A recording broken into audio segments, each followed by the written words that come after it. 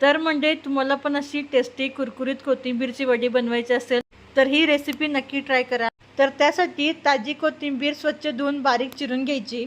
त्यामध्ये बेसनचं पीठ, थोडंसं तांदळाचं पीठ, हळद, लाल तिखट, 1 चमचा तीळ, त्याचसोबत लसूण, जिरे आणि हिरव्या मिरच्याचं वाटण, चवीनुसार मिठासोबत 1 चमचा तेल टाकून हे सगळं मिश्रण एकजीव करून घ्यायचं आणि लागेल तसं पाणी जरा जरा टाकून हे सगळं मिश्रण मळून घ्यायचं। जास्त पाणी वापरायचं नाही बरं का, नाहीतर हे मिश्रण पातळ होईल।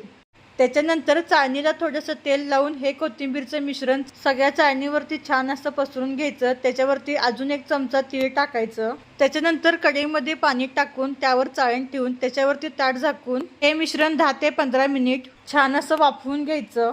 गार झाल्यानंतर कोथिंबीरच्या चौकोनी आकारच्या वड्या कापून घ्यायच्या। कापलेल्या कोथिंबीरच्या वड्या तुम्ही तेलात तळूही शकता किंवा तव्यामध्ये जास्त तेल टाकून अशा फ्राय देखील करू शकता।